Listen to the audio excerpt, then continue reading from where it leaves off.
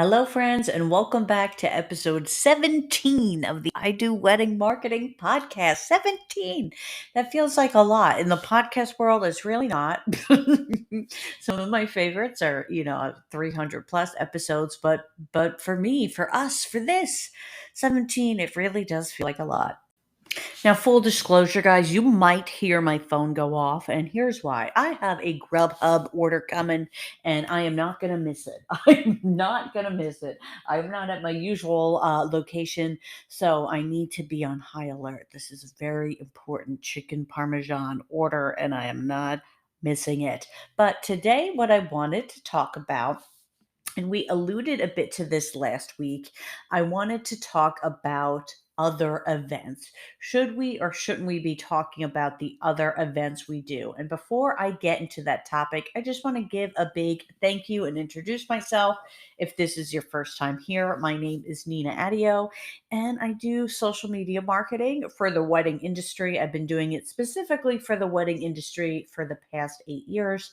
And I want to thank you for allowing this podcast into your earbuds, your Bluetooth, your car radio, wherever you are listening from.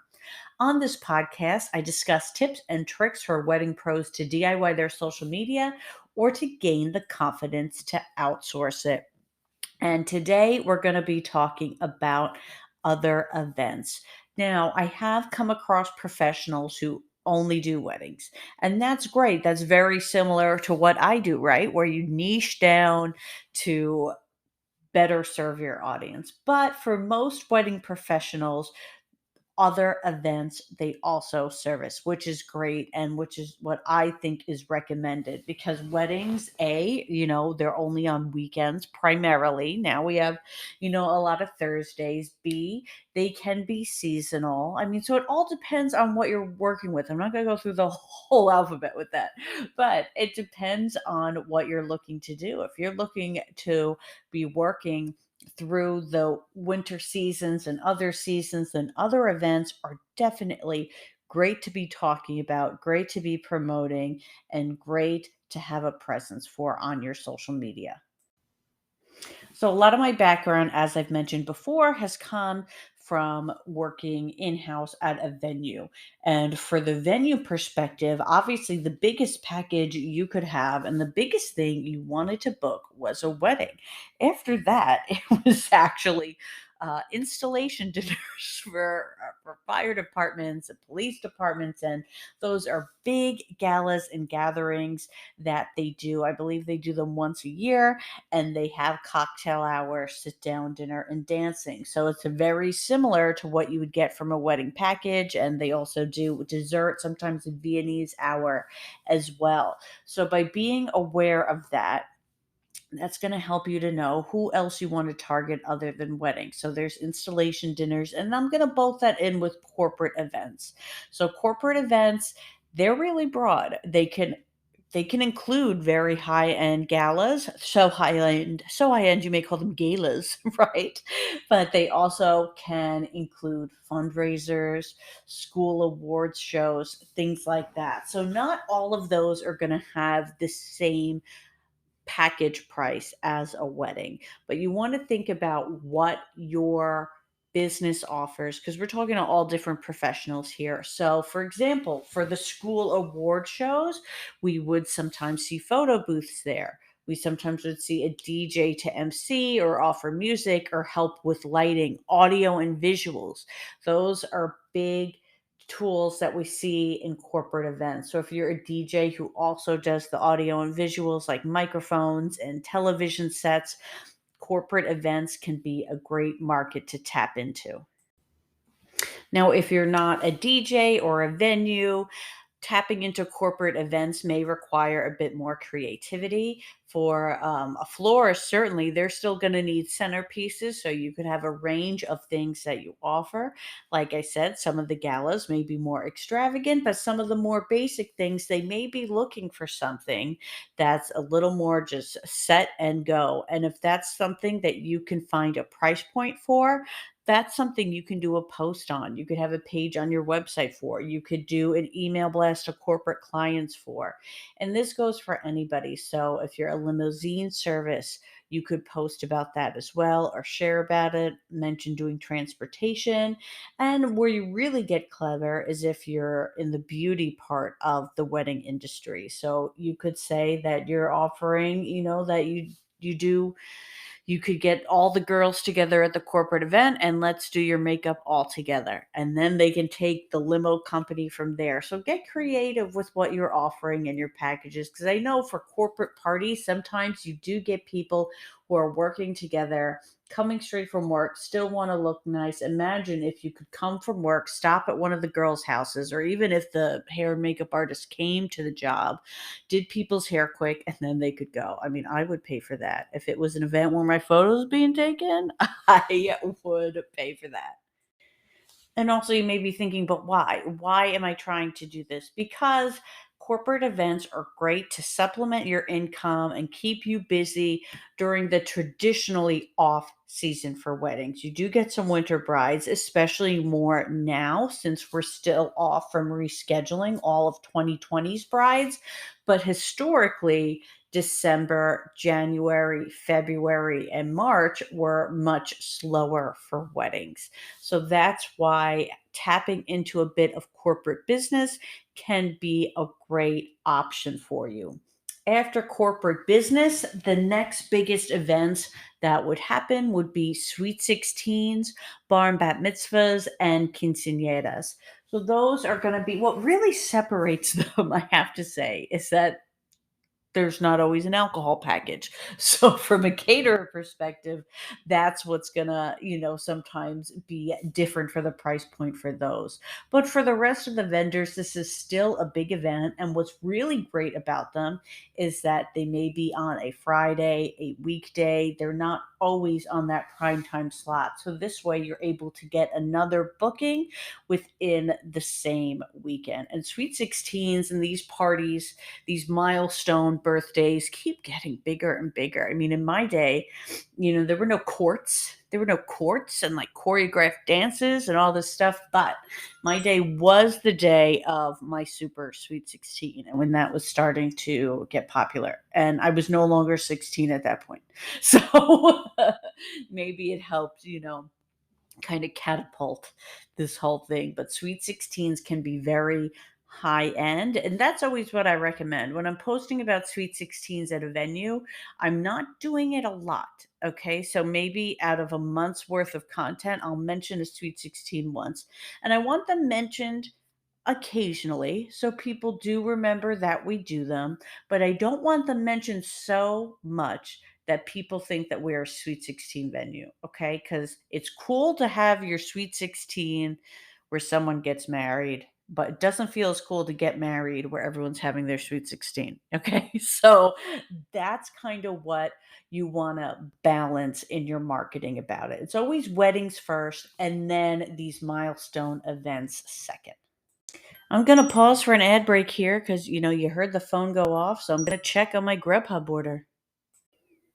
So now here's another really big season that happens in the event industry, and not everyone wants to be a part of it. That's something you have to decide, but it's the communion season, which leads into graduation season. And, I'm also going to put in baby and bridal showers here, but the only one of those that are seasonal, of course, is the communions and graduations. And communions, and really why I'm lumping these together is that they're smaller parties. These are not traditionally 100 guest parties. These are typically going to be 50 people or less. So the price point across the board almost is going to be different because you're not transporting as many people. If you're a limo company, you're not making as many favors. You're not catering to as many people, but they still can be fruitful because they happen in bulk. So, communion season, sometimes, at the venues, we would have the room split up, divided into six different ways, having six different parties going on at the same time. I mean, there's at least 2 months out of the year where every weekend will be Sweet 16s. I'm sorry, will be communions. And now they're like Saturdays and Sundays, or people have the party a different day of the actual communion. So you can really load up your schedule with these events. Well, you'll have one each weekend, and that's how the cost can kind of justify that they are a smaller guest count.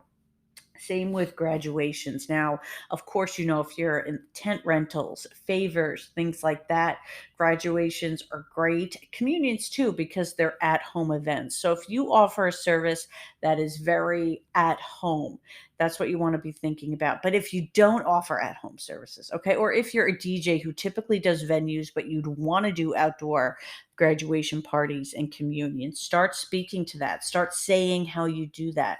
If you come and do makeup for the mom of the communion girl, whatever it is, offer to, you could say, you could put out a communion package for the little misses or little misters, most special VIPs, where you come, you do grandma's makeup, mom's makeup, whoever. And it's just a nice, and the girl herself, of course, or the guy too, whoever wants it done. And you just throw that in. So just thinking outside of the box and seeing the feedback you get. See what you get, see if it books, and if it does, then you know that you can do that going forward. Now, in my experience for baby and bridal showers, while they are all year round, so if you're a restaurant, a venue, you want to always be consistently reminding people they exist. And by that, I mean, like I said, with the Sweet 16, where maybe once a month you're putting up a post on that or occasionally doing an email blast about it. But what I notice for other vendors is that these events tend to be really DIY. These are the events where I notice the mothers are doing the centerpiece and the aunt is doing the cake. It's not always the case. It's not always the cake. It's not always the case, but I do see it a lot. And that's why I wouldn't necessarily go too hard putting marketing dollars or your mindset on this.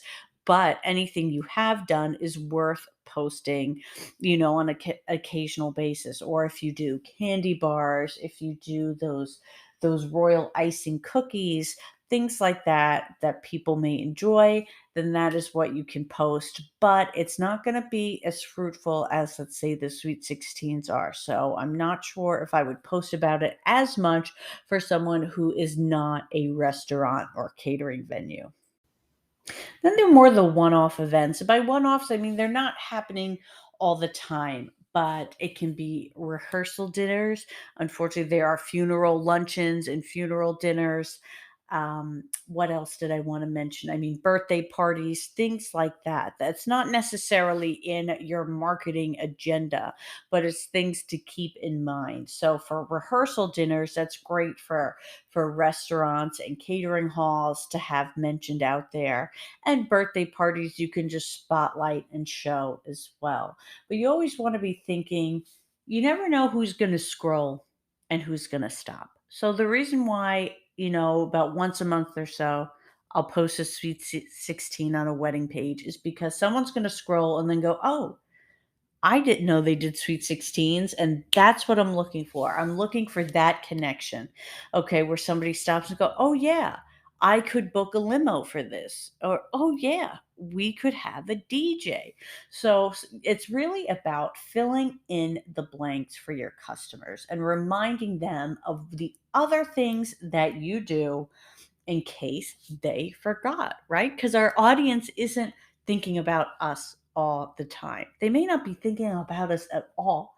And then all of a sudden, a post is going to appear on their feed and they're going to go, oh, yeah, that event planner does candy tables. Why didn't I think of her?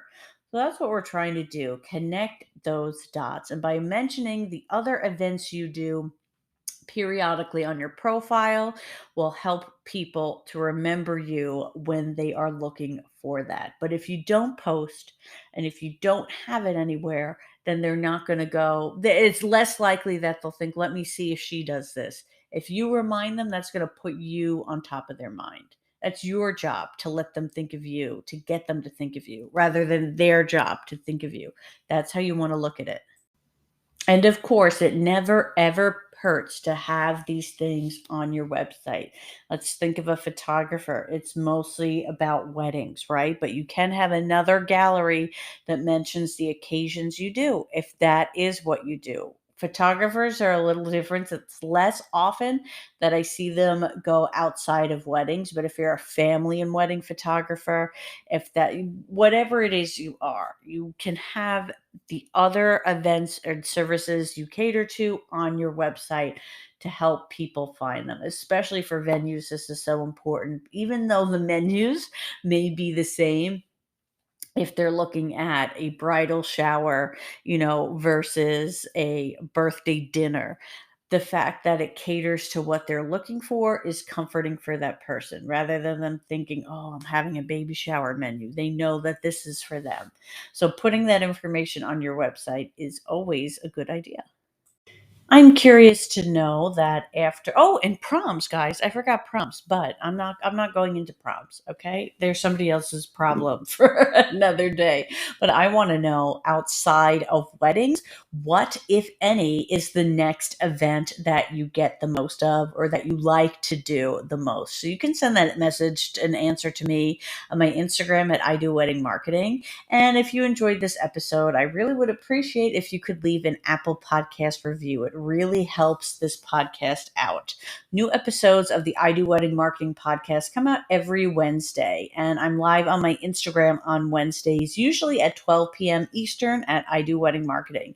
You can learn more about my social media services and inquire about working together at www.idoweddingmarketing.com. Thanks for being here.